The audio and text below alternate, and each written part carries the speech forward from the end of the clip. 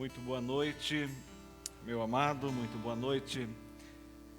Você que está aqui conosco hoje presencialmente aqui no nosso endereço, seja muito bem-vindo.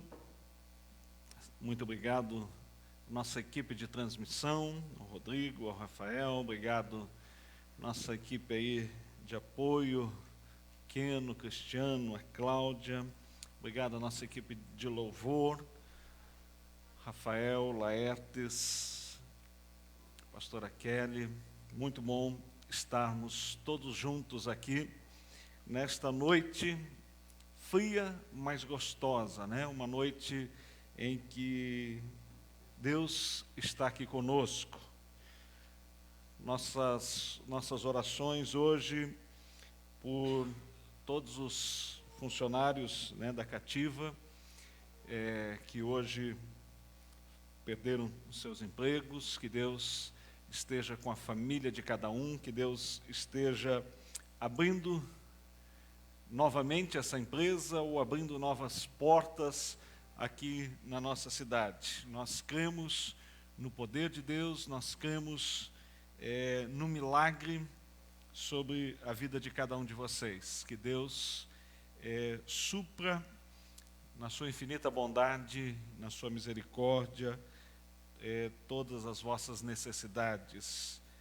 Também nossas orações, né, por todos os funcionários, todas as empresas, todos os trabalhadores, não apenas aqui de Rio Negro, de Mafra, mas de toda a nossa região e de todo o nosso país. Sabemos que estamos vivendo um tempo, né, de uma crise, parte dela gerada por algumas decisões, mas que o Senhor esteja se revelando na vida de cada um. Essa é a nossa oração, em nome de Jesus, em nome de Jesus. Que bom ter você aqui conosco mais uma vez. Como o Rodrigo já falou, esta é a nossa reunião de imersão, onde nós mergulhamos na Palavra de Deus, onde nós mergulhamos no estudo da Palavra de Deus. Este primeiro semestre nós temos abordado, nós temos trabalhado um assunto, estamos ministrando acerca da graça de Deus e também o que ela representa para nós como cristãos, né? Na semana passada, nós entendemos que a graça não é uma permissão para pecarmos, para fazermos coisas erradas, mas sim para fazermos aquilo que Deus tem para nós. A graça, ela nos habilita para as boas obras, para o desempenho daquilo que fomos chamados. E hoje eu quero meditar um pouco no livro de Romanos, capítulo de número 13, a partir do versículo de número 8. E se der tempo, vamos também no capítulo 14 hoje. A gente vamos lendo, vamos tecendo alguns comentários acerca do amor e da justiça pessoal de cada um de nós neste tempo em que estamos vivendo. O apóstolo Paulo, então, Gálatas capítulo 13, versículo 8, Romanos, isso, 13, a partir do versículo 7, glória a Deus. O que eu falei? Gálatas 13, Gálatas nem tem 13, né? Olha como o pessoal aqui está atento, né? Glória a Deus. Por falar nisso, você que não esteve ontem, né? Então nós celebramos o nosso aniversário, 18 anos da Comunhão Cristã-Aba aqui em Rio Mafra. Fomos presenteados por Deus com cadeiras novas que já estão aqui no templo.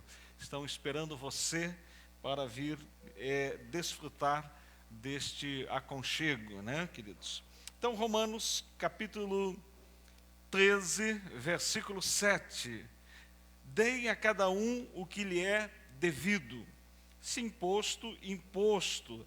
Se tributo, tributo. Se temor, temor. Se honra, honra. Paulo aqui está falando, queridos, eu não vou ler os versículos que antecedem, mas Paulo está falando aqui sobre a submissão às autoridades, sobre o respeito às autoridades, e aí ele elenca aqui no versículo 7, né, que cada um dê aquilo que é devido. Se imposto, imposto. Se tributo, tributo. Se temor, temor. Se honra, honra, né? Precisamos aprender isso nas nossas vidas. E aí no versículo 8, que é onde eu gostaria de adentrar, ele diz assim: não devam nada a ninguém, a não ser o amor de uns pelos outros, pois aquele que ama seu próximo tem cumprido a lei. Pois estes mandamentos, versículo 9, não adulterarás, não matarás, não furtarás, não cobiçarás, e qualquer outro mandamento, todos se resumem neste preceito: ame o seu próximo como a si mesmo. O amor não pratica o mal contra o próximo, portanto, o amor é o cumprimento da lei. Queridos, quando nós falamos sobre graça e falamos que estamos vivendo esse tempo da graça e que não estamos mais debaixo da lei, não estamos mais sob o jugo da lei, algumas pessoas confundem isso como se fosse, né, uma liberdade para a libertinagem, para executar, para fazer coisas erradas, para fazer aquilo que não devia, para fazer simplesmente para pecar ou para agir de determinadas maneiras. Mas Paulo, que vem no livro de Romanos, discorrendo sobre a graça, sobre Cristo ter vencido o pecado, sobre Jesus ter aniquilado a força do pecado sobre as nossas vidas, sobre Jesus como o último Adão. Paulo que fala que pelo primeiro Adão entrou o pecado no mundo e pelo último Adão, por Jesus Cristo, o pecado foi tirado do mundo. Paulo que fala que nenhuma condenação mais há para aqueles que estão em Cristo Jesus. Ele agora está encerrando, indo para o encerramento deste livro de Romanos, o qual ele tratou abundantemente sobre esta questão de sermos justificados pela nossa fé em Jesus Cristo, de sermos justificados pelo amor de Deus manifestado enquanto nós ainda éramos pecadores, na morte de Jesus.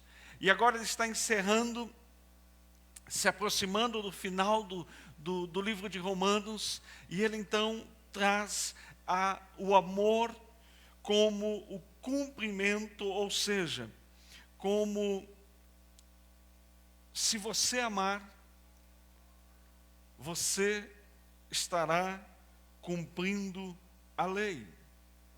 Por quê? Porque quando você ama alguém, você não pratica algo inconveniente, você não pratica aquilo que não deve contra a vida do outro. Então, por exemplo, estamos na graça, não há mais condenação sobre as nossas vidas, não há mais o pecado sobre nós, mas existe em nós um dever, um mandamento, que é o de amarmos uns aos outros. E quando nós amamos, de fato nós cumprimos aquilo que deveríamos cumprir. Então, a pessoa já não pratica determinadas coisas ou não deixa de praticar algumas por medo, por temor, por achar que vai ser castigado ou vai ser penalizado, mas pratica estas coisas, pratica estes atos por amar. Então, olhem e vamos ver se vocês conseguem entender comigo.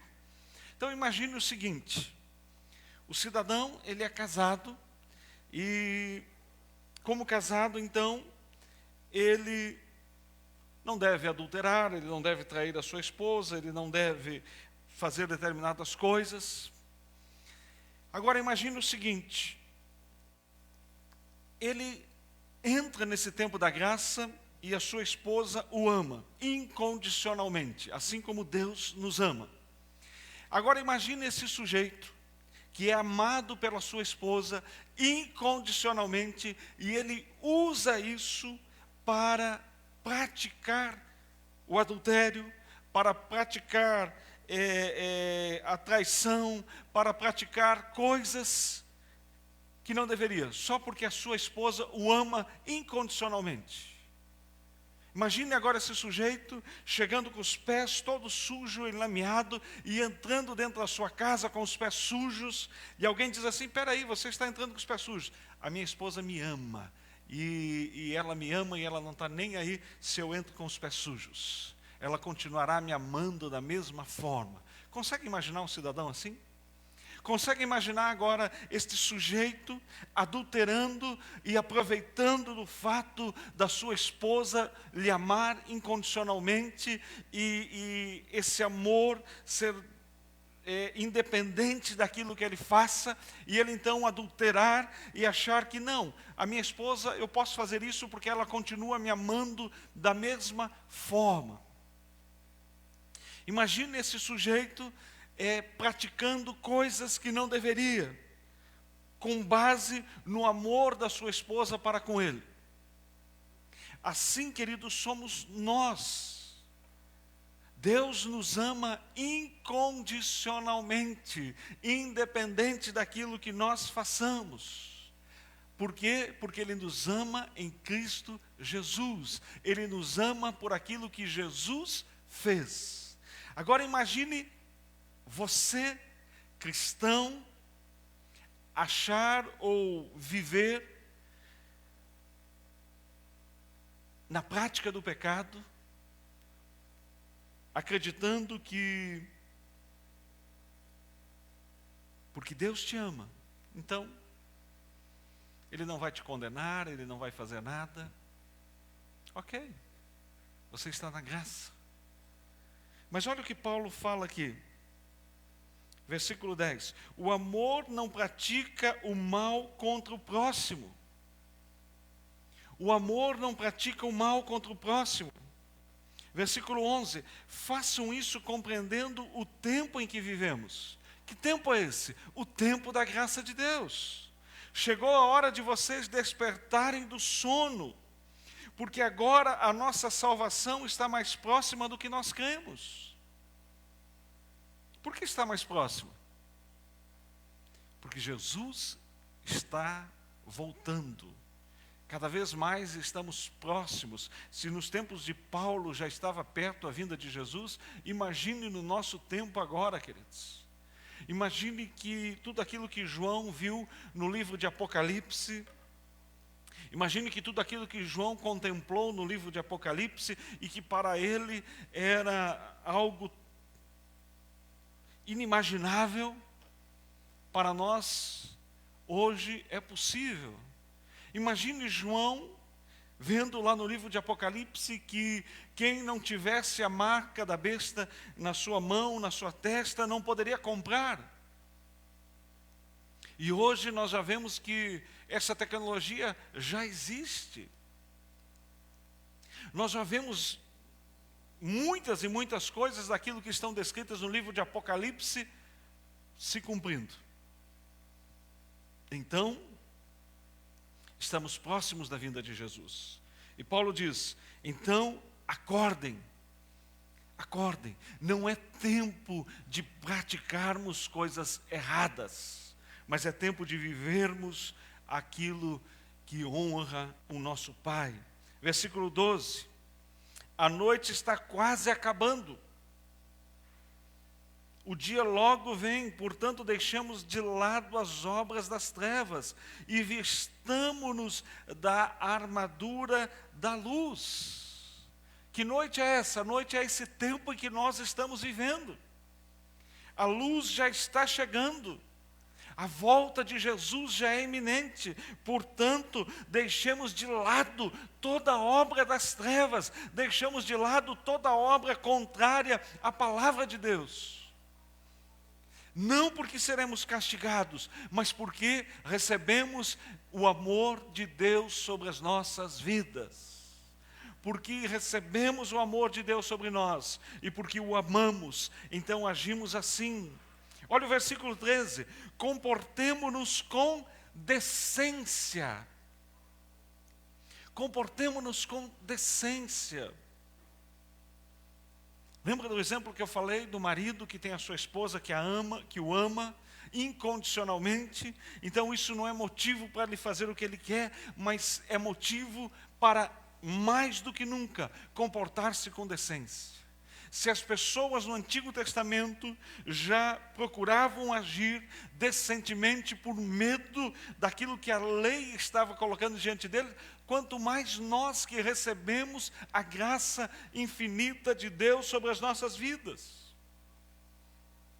Comportemo-nos com decência, como quem, olha, versículo 13, como quem age à luz do dia. Como quem age à luz do dia. Não à escura, não à escuridão. Porque aquilo que fazemos de errado, procuramos fazer às escondidas. Mas Paulo está dizendo, haja como quem age à luz do dia, quando todos estão vendo. Continuando o versículo 13, não em orgias e bebedeiras, não em imoralidade sexual e depravação, nem em desavença e inveja. Pelo contrário, revistam-se do Senhor Jesus Cristo e não fiquem premeditando como satisfazer os desejos da carne. Aleluia. Queridos, então, aquele que olha para a graça como uma permissão para fazer o que quer, para pecar, para agir. Olha o que Paulo está dizendo. Comportemo-nos com decência. Não com orgias, não com bebedeiras, não com imoralidade sexual, não com depravação, não em desavença, não com inveja. Mas pelo contrário, revistamo-nos do Senhor Jesus Cristo. E ele conclui o capítulo 13 e o versículo 14, desse capítulo, dizendo assim: e não fiquem premeditando como satisfazer os desejos da carne.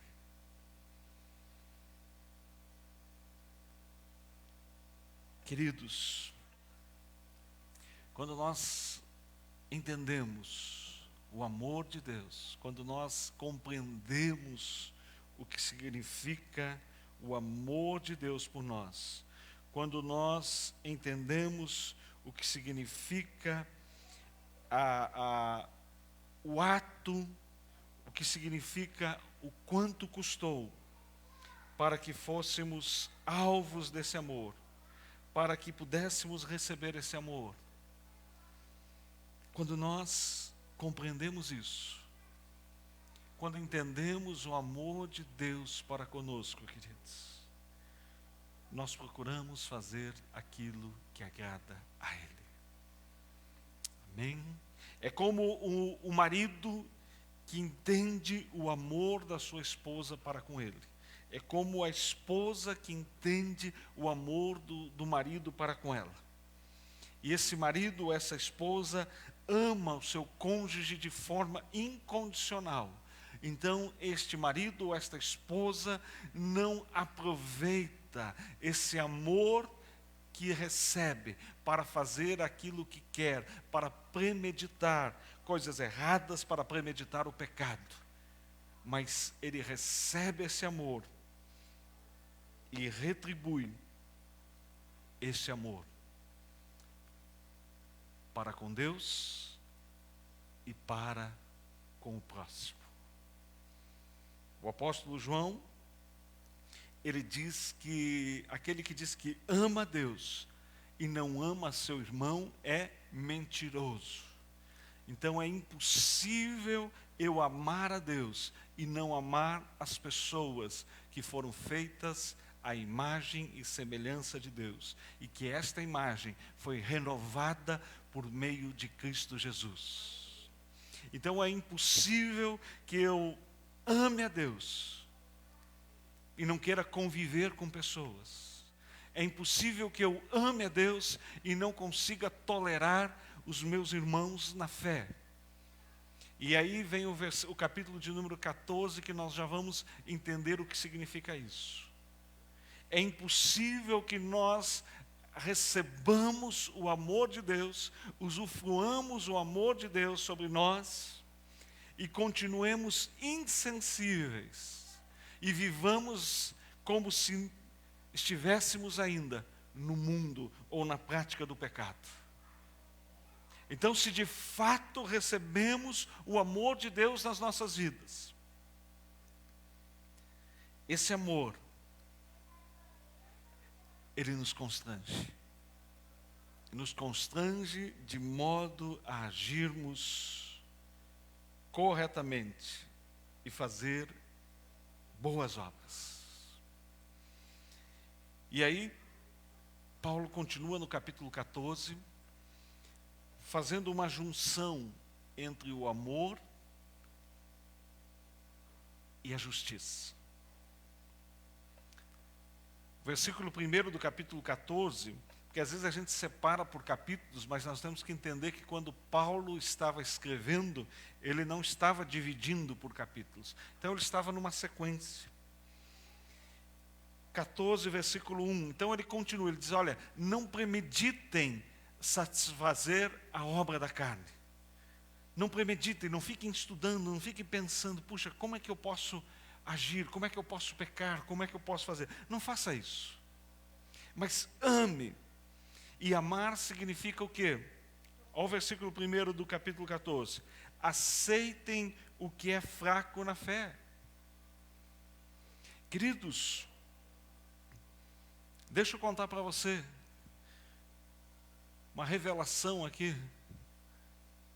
Ontem hoje, dia 25, é que exatamente ontem nós celebramos, ontem nós comemoramos, mas o dia exato é hoje, dia 25 de maio.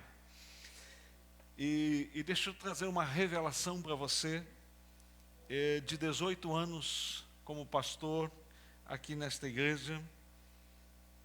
Uma das coisas que mais nós temos que lutar como pastores é fazer com que as pessoas aceitem o que é fraco na fé. Fazer com que as pessoas entendam umas às outras. Entendam que as pessoas, por mais que elas estejam aqui conosco, por mais que elas congreguem nesta igreja ou numa outra igreja, muitas vezes e em muitas áreas, elas vão ser fracas na fé, diferente de nós. E a maioria dos cristãos tem dificuldade de aceitar a fraqueza do outro. A maioria dos cristãos tem dificuldade de aceitar o erro do irmão. A maioria dos cristãos tem dificuldade de aceitar que o outro pode errar. Ao ponto de, às vezes, pessoas saírem da igreja ou porque não aceitam que o outro possa ter feito coisas erradas, ou que o outro pode ter pecado, ou que o outro pode ter fraquejado. E Paulo está dizendo, ame. E no versículo 1 do capítulo 14, ele diz, aceitem o que é fraco na fé. Detalhe, olha a continuação do versículo. Sem discutir assuntos controvertidos. Queridos, Paulo não está falando, tolere, aceite o pecado. Não, ele está falando, parem de discutir assuntos controvertidos. Parem, aceite o que é fraco na fé. Ele diz assim no versículo 2, ele está dando um exemplo aqui, né?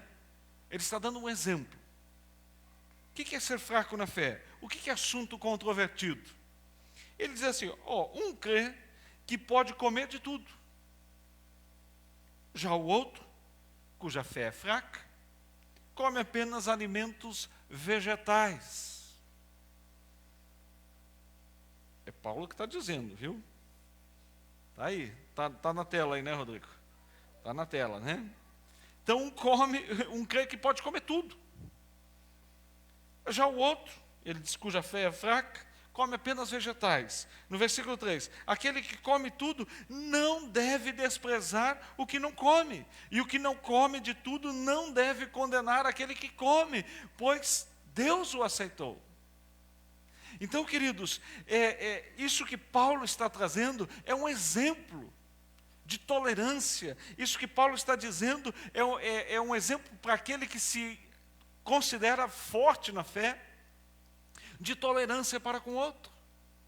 Então existem determinadas coisas na sua vida como cristão que você já recebeu de Deus, que você já entendeu, que você já compreendeu. E Paulo diz então, se você é forte, tolere, aceite, ame aquele que ainda não conseguiu viver isso que você está vivendo.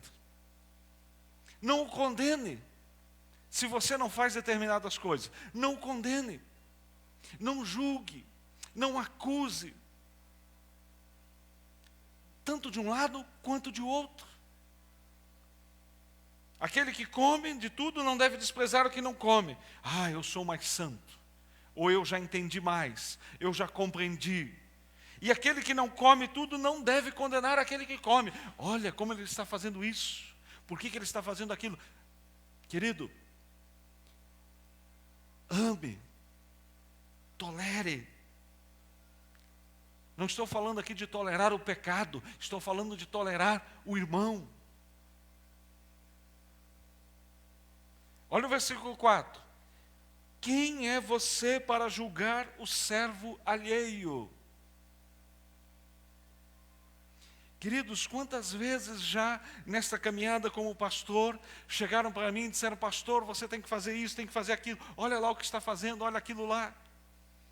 Eu digo, quem sou eu para julgar servo alheio? Às vezes vem para mim e diz, pastor, olha aquele pastor está fazendo isso, olha aquela outra igreja. Eu digo, quem sou eu? Quem sou eu? Quem é você para julgar o servo alheio? Quem somos nós para julgarmos o nosso irmão? Queridos, nós não estamos na pele dele, nós não estamos dentro do calçado dele, nós não vivemos a história dele, nós não conhecemos o que ele passa. É fácil, às vezes, nós olharmos e dizermos, puxa, mas por que ele está fazendo aquilo? Por que ele está fazendo aquilo outro? Olha o jeito dele. Mas eu não conheço a história dele. Eu não sei o esforço que ele está fazendo, querido, para permanecer firme, para permanecer íntegro, dentro, às vezes, das suas limitações, dentro das suas dificuldades. Então, às vezes, a gente olha para um e diz, puxa, mas ele não está se esforçando, ele não está praticando, ele não está fazendo. Querido, quem somos nós? Quem somos nós? Quando Jesus estava sentado do lado do gasofilácio na sinagoga, no templo, vinham as pessoas depositar ali os seus dinheiros, as suas moedas, os seus tesouros, e de repente chegou ali uma mulher e deposita ali 2 pequenas moedas. Talvez para alguém que estava ali, ela estava fazendo pouco. Mas naquele momento ela estava dando tudo o que ela tinha. Queridos, isto serve não apenas para aquele momento em que Jesus está contemplando a oferta daquela mulher, mas isso serve para tudo dentro daquilo que nós vivenciamos como cristãos no nosso dia a dia. De repente, uma pessoa que não consegue fazer tudo aquilo que você esperava que ela fizesse, mas talvez ela esteja dando tudo que ela tem, todo o seu talento, todo o seu esforço. Eu não sei. Pode ser que não, mas quem sou eu para julgá-la? Paulo diz: quem é você? Quem somos nós para julgar o servo alheio? É para o seu Senhor que ele está de pé ou cai. E ficará de pé, pois o Senhor é capaz de o sustentar. E ele continua dando alguns exemplos, versículo 5. Há quem considere um dia mais sagrado que o outro, há quem considere iguais todos os dias. Cada um deve estar plenamente convicto em sua própria mente. Aquele que considera um dia como especial para o Senhor, assim o faz. Aquele que come carne, come para o Senhor, pois dá graças a Deus. E aquele que se abstém, para o Senhor se abstém, e dá graças a Deus. Pois nenhum de nós vive apenas para si, e nenhum de nós morre apenas para si. Versículo 8. Se vivemos, vivemos para o Senhor, e se morremos, morremos para o Senhor. Assim quer vivamos, quer morremos, pertencemos ao Senhor. Por esta razão, versículo 9, Cristo morreu e voltou a viver para ser Senhor de vivos e mortos. Portanto, você, por que julga seu irmão e por que despreza o seu irmão? Pois todos compareceremos diante do tribunal de Cristo. Então, queridos, estamos vivendo o tempo da graça, do tempo do amor de Deus, ilimitado sobre as nossas vidas. Estamos vivendo o tempo em que Deus, de uma forma maravilhosa, olha para nós e nos ama. E nos ama. Mas esse também é o tempo de amarmos uns aos outros. E é um tempo de não exercer a nossa justiça própria na vida de nossos irmãos. Esse é o tempo em que nós estamos vivendo. Querido, eu e você somos convidados a agirmos e darmos o melhor de nós. O melhor de nós. Eu lembro que quando eu era professor, eu corrigia os trabalhos dos meus alunos. O critério que eu procurava usar era se aquele aluno tinha dado o melhor de si ao fazer aquele trabalho.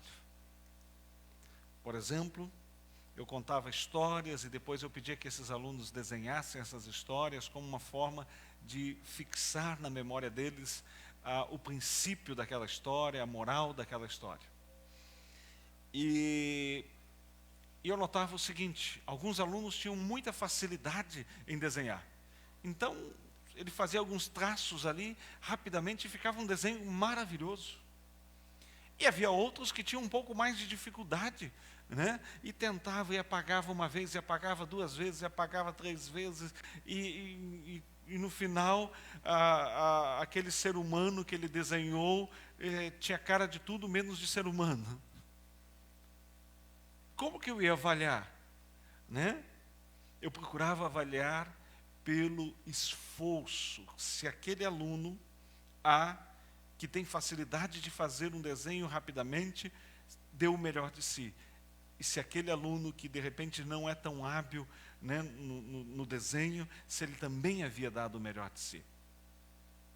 E queridos, quando Deus olha para mim e para você, a primeira coisa que Ele vê é Jesus nas nossas vidas, é o sangue de Jesus sobre nós, e é assim que Ele nos vê. Essa é a primeira visão que Deus tem de nós. Mas quando chegar o dia, porque Paulo aqui, ele vai colocar aqui, no versículo de número 11, e no 12, e no 10 ainda do capítulo 14, pois todos compareceremos diante do tribunal de Deus. Versículo 11, porque assim está escrito, por mim mesmo jurei, diz o Senhor, diante de mim todo joelho se dobrará e toda língua confessará que eu sou Deus. Assim cada um de nós prestará contas de si mesmo a Deus. Portanto, versículo 3, deixemos de julgar uns aos outros. Em vez disso, façamos o propósito de não colocar pedras de tropeço ou obstáculos no caminho do irmão. Então Deus, voltando aqui, a primeira coisa, quando Ele olha para nós, Ele vê o sangue de Jesus, Ele vê Jesus na nossa vida. Mas aqui fala que haverá um tempo em que Ele vai julgar a cada um. E cada um dará contas de si perante Deus, daquilo que fez, das suas obras. Isso não tem nada a ver com a salvação, queridos. Mas eu creio, e a Bíblia nos revela assim, que cada um será julgado na medida em que lhe for dado. Então o julgamento será individual. Naquilo que nós recebemos, nós seremos julgados dentro daquilo que recebemos. Então muitas vezes, nós olhamos para os nossos irmãos e julgamos a nossa vida sobre a vida dele e achamos que estamos melhor do que ele. Achamos que que estamos vivendo ou que estamos desempenhando melhor o nosso sacerdócio de cristãos, que estamos desempenhando melhor a nossa vida, mas eu não sei o quanto foi dado a ele. Pode ser que dentro daquilo que foi lhe dado, ele está dando o melhor dele e eu não. Pode ser que dentro daquele talento que ele recebeu, ele está dando o melhor de si, ele está se esforçando. E eu não. Então Paulo diz, então, não julgue. E em segundo lugar, não coloque pedra de tropeço ou obstáculo no caminho desse seu irmão. O que é isso? Quando nós o julgamos, nós estamos colocando pedras de tropeço. Quando nós o analisamos sob a nossa ótica, nós estamos colocando diante dele pedras de tropeço no seu caminho. Por quê? Porque estamos atrapalhando de agir corretamente, de servir corretamente. Versículo 14. Como alguém que está no Senhor Jesus, tenho plena convicção de que nenhum alimento, volta ao exemplo que Paulo está dando, é por si mesmo impuro, a não ser para quem assim o considere. Para ele é impuro. Se o seu irmão se entristece devido ao que você come, e aqui Paulo volta a falar agora do amor. Se o seu irmão se entristece por causa de alguma coisa que você come, por causa de alguma coisa que você faz, qual deve ser a sua atitude? Se ele se entristece, você já não está agindo por amor, ou seja, você está entristecendo ele. Por causa de sua comida, não destrua o seu irmão por quem Cristo morreu. Eu já vi gente dizer assim, o problema é dele. A minha maneira de agir é essa. Se ele pensa diferente, o problema é dele. E o que Paulo está dizendo? Se importe com ele. Se você se considera mais forte na fé, então, querido, haja com amor. Pastor, mas não tem nada a ver eu não fazer isso. Sim, mas se aquele irmão se escandaliza, sabe? Então, seja prudente. Por causa de sua comida, não destrua o seu irmão, por quem Cristo morreu. Por causa de uma coisa simples, por causa de uma coisa qualquer. Pois o reino de Deus não é bebida. Versículo 17. Não é comida nem bebida, mas justiça, paz e alegria no Espírito Santo. Versículo 16, voltando ali um pouquinho. Aquilo que é bom para vocês não se torne objeto de maledicência. Mas para mim não tem nada a ver. Ok, mas eu respeito o outro. Eu respeito o outro. Versículo 18. Aquele que assim serve a Cristo é agradável a Deus e aprovado pelos homens. Por isso, esforcemo-nos em promover tudo quanto conduz à paz. Esforçamo-nos para produzir tudo aquilo que conduz à paz. E a edificação mútua. Então, a edificação de todos, não apenas a minha.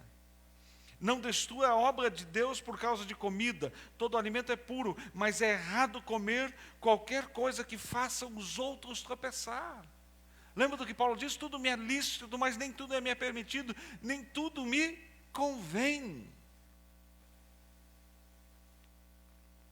Pastor, mas eu vou estar sendo hipócrita? Não. Eu vou estar sendo amoroso. Amoroso. Amoroso. Amoroso. Voltemos ao exemplo do marido e da esposa, do marido e da mulher. De repente, na sua casa, você gosta de determinada comida, mas a sua esposa não gosta, não tolera. O que você faz? Deixa de comer. Por amor a ela. Por amor a ela. Aí, o dia que ela viajar, você come. Estou falando de comida, viu?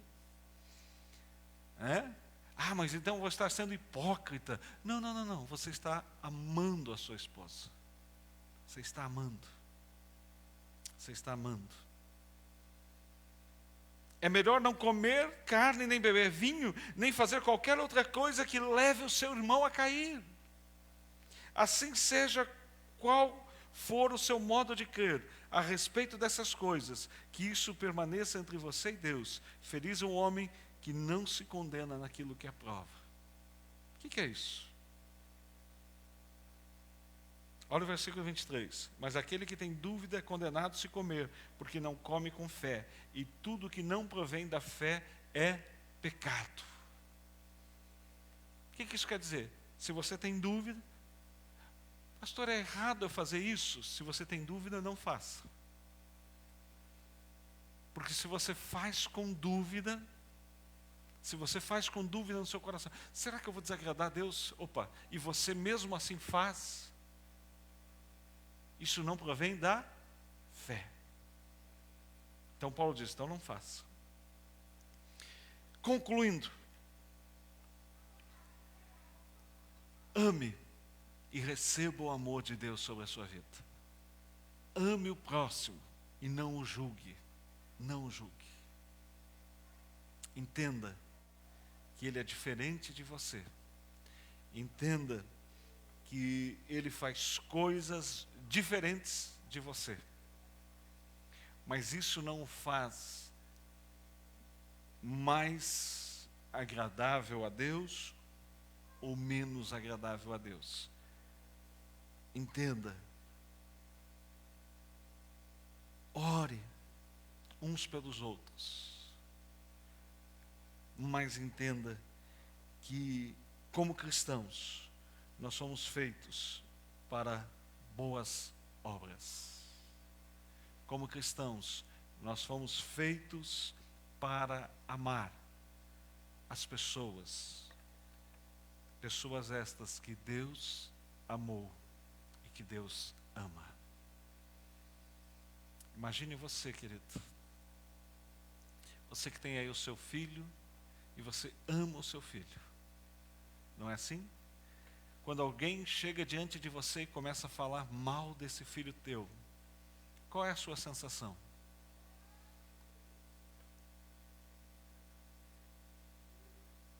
Imagine Deus, quando nós falamos mal dos filhos dele. Pense nisso, queridos. A graça de Deus que está sobre nós, ela deve nos capacitar, e ela nos capacita para amarmos, para amarmos. Feche os teus olhos. Pai Celestial, como é bom estarmos na Tua presença nesta noite. Muito obrigado por esse tempo de imersão. Muito obrigado, Senhor, porque podemos mergulhar na Tua palavra. Obrigado, Senhor, porque podemos receber de Ti, Senhor, a Sua graça, a Sua paz, o Seu amor para conosco, Deus. E muito obrigado, Senhor, porque podemos viver este amor, ó Deus. Podemos desfrutar este amor e podemos manifestar este amor na vida dos nossos irmãos. Pai, que possamos usufruir deste tempo maravilhoso que o Senhor tem nos dado. Nossa oração agora, Senhor, é por todos aqueles que no dia de hoje, Senhor, ali daquela empresa, Senhor, da Cativa, perderam os seus empregos. Mas eu tenho certeza de que o Senhor tem grandes coisas na vida de cada um, ó Deus. Eu tenho certeza que nenhum justo ficará desamparado, mas que o Senhor estará acolhendo e acobertando a cada um na sua infinita graça e no seu amor, ó Deus. Pai, eu declaro sobre a nossa terra, Senhor, um tempo de abundância, Senhor, mesmo no tempo de crise. Eu quero declarar sobre Mafra e Rio Negro, Deus, um tempo de paz. E, Senhor, eu declaro, Senhor, a reversão, ó Deus, daquela decisão que foi tomada no dia de hoje, Deus. Pai, eu declaro a reversão desta decisão, ó Deus. Pai, no nome de Jesus, no nome de Jesus, no nome de Jesus, que o Senhor esteja contigo, querido. Muito obrigado a você que está aí nos acompanhando pela internet, você que está lá em Pissarras, o Juscelino, pastor Karpinski da Abari de Curitiba, nosso grande abraço, a Eva, a Laureci lá na Bolívia, que Deus abençoe, o Edson Devoyatsky, a Gisele, a Isabelle e tantas outras que já passaram aqui do meu feed aqui de comentários, mas que Deus esteja com vocês. A Rose Soares, a Kelly está me dizendo aqui. Quem mais? Dê um alôzinho ali. Nós já vamos estar. O Ramon Gonzalez lá na Argentina, olha só, queridos. Olha como Deus é maravilhoso, né? Pessoas lá na Argentina, na Bolívia, participando conosco deste culto, deste tempo, desta nossa reunião de imersão, lá em Pissarras, Curitiba, Mafra, Rio Negro. E depois muitas ainda estarão assistindo a ministração gravada. Que o Senhor esteja contigo. Próximo domingo, 19 horas, nossa celebração. Você que pode, querido, venha estar conosco aqui, viu? Você que pode, nós temos vários lugares disponibilizados aqui, mantendo as regras de distanciamento. Estamos aí higienizando todo o tempo. Então você que pode, venha estar conosco. É muito bom ter a sua presença, viu? É muito bom. Rudinei, né? Lukasinski, acho que é lá de Itaiópolis, né? Lá de Itaiópolis, está conosco também. Grande abraço. Leodegar. Então, a todos vocês que estão aí com a gente, que a graça de Deus esteja sobre a sua vida, querido. Usufrua desse tempo maravilhoso. Olha o Marlon lá no Jardim América. Que Deus esteja com você aí também, Marlon. Vamos estar adorando a Deus. A Janaína também. Olha aí, muita gente ao vivo aqui conosco, né? Nesse tempo frio, gostoso, para ouvirmos a palavra de Deus. Glórias a Deus. O último recado aqui antes de nós cantarmos. Nós recebemos as cadeiras novas e estamos vendendo aquelas cadeiras antigas que nós tínhamos aqui. Nosso objetivo é comprarmos um baixo novo. Então, se você deseja adquirir